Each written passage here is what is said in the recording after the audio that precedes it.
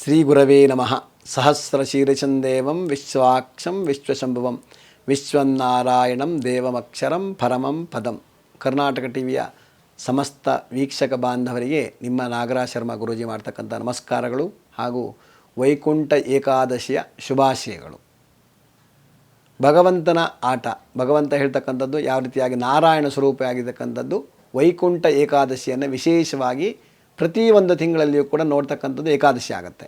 ಆದರೆ ಇಲ್ಲಿ ಅದರಲ್ಲೂ ಕೂಡ ವಿಶೇಷತೆ ಅಂತಂದರೆ ನಾವು ಈ ಸಂದರ್ಭದಲ್ಲಿ ವೈಕುಂಠ ಏಕಾದಶಿ ಅಂತ ಹೇಳ್ತಕ್ಕಂಥದ್ದು ನೋಡ್ತೀವಿ. ಯಾಕೆಂದರೆ ಇದು ವೈಕುಂಠದ ಬಾಗಿಲನ್ನು ತೆಗಿತಕ್ಕಂಥದ್ದು ಅಂತ ಹೇಳ್ತಕ್ಕಂಥದ್ದು ಧರ್ಮಶಾಸ್ತ್ರ ಪ್ರಕಾರವಾಗಿ ಶಾಸ್ತ್ರಕಾರರ ಹಿಂದೆ ಋಷಿಮುನಿಗಳಲ್ಲೂ ಕೂಡ ಹೇಳಿರ್ತಕ್ಕಂಥದ್ದು.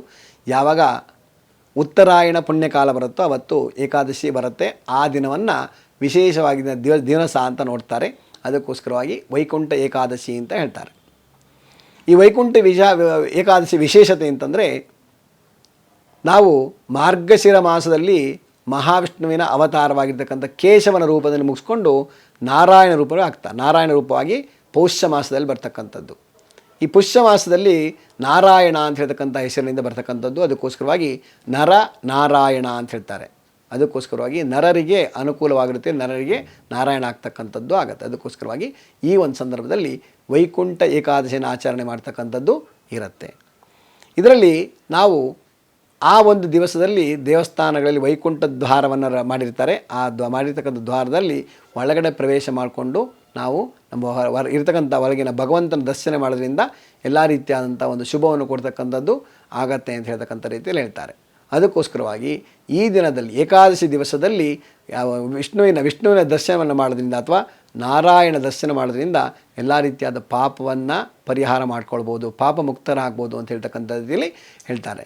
ಅದಕ್ಕೋಸ್ಕರವಾಗಿ ಈ ಸಂದರ್ಭದಲ್ಲಿ ವೈಕುಂಠ ಏಕಾದಶಿ ದಿವಸದಲ್ಲಿ ಮಹಾವಿಷ್ಣುವಿನ ದರ್ಶನವನ್ನು ಮಾಡ್ಕೊಳ್ಳಿ, ಎಲ್ಲ ರೀತಿಯಾದಂಥ ಕಷ್ಟವನ್ನು ನಿವಾರಣೆ ಮಾಡಿಕೊಂಡು ಹೋಗ್ತಕ್ಕಂಥದ್ದಾಗತ್ತೆ. ಹಾಗೆ ಮಾರನೇ ದಿವಸ ಮುಕ್ಕೋಟಿ ದ್ವಾದಶಿಯಲ್ಲಿ ಮುಕ್ಕೋಟಿ ದ್ವಾದಶಿ ಅಂತ ಹೇಳ್ತಕ್ಕಂಥದ್ದು ಬರ್ತಕ್ಕಂಥದ್ದಾಗತ್ತೆ. ಅದಕ್ಕೋಸ್ಕರ ಈ ವರ್ಷ ಪೂರ್ತಿಯಾಗಿ ನಮ್ಮ ಉತ್ತರಾಯಣ ಪುಣ್ಯಕಾಲದಲ್ಲಿ ಎಲ್ಲ ರೀತಿಯಲ್ಲಿ ಒಳ್ಳೆಯದಾಗಲಿ ಅಂತ ಹೇಳ್ತಕ್ಕಂಥ ರೀತಿಯಲ್ಲಿ ನಾವು ನೋಡ್ಕೊಂಡು ಹೋಗೋಣ. ಮುಂದಿನ ದಿನಗಳಲ್ಲಿ ನಮ್ಮ ಮನೆಗಳಲ್ಲಿ ನಮ್ಮ ಇರತಕ್ಕಂಥ ಎಲ್ಲರಿಗೂ ಕೂಡ ಆರೋಗ್ಯವನ್ನು ಭಗವಂತ ಕೊಡಲಿ, ಎಲ್ಲ ಶುಭವನ್ನು ಕೊಡಲಿ ಅಂತ ಹೇಳ್ತಕ್ಕಂಥ ರೀತಿಯಲ್ಲಿ ನಾವು ವಿಚಾರ ಮಾಡಿಕೊಂಡು ಆಚರಣೆಯನ್ನು ಮಾಡ್ಕೊಂಡು ಹೋಗೋಣ. ಇನ್ನೂ ಹೆಚ್ಚಿನಂಥ ವಿಶೇಷವಾಗಿರ್ತಕ್ಕಂಥ ದಿನಗಳಲ್ಲಿ ಮುಂದಿನ ದಿನಗಳಲ್ಲಿ ಸಂಪೂರ್ಣವಾಗಿರ್ತಕ್ಕಂಥ ಭಗವಂತನ ಆಶೀರ್ವಾದ ಆಗಿ ನಿಮಗೆಲ್ಲರಿಗೂ ಕೂಡ ಒಳ್ಳೆಯದಾಗಲಿ ಅಂತ ಹೇಳ್ತಕ್ಕಂಥದ್ದು ನಮ್ಮ ಆಶಯ.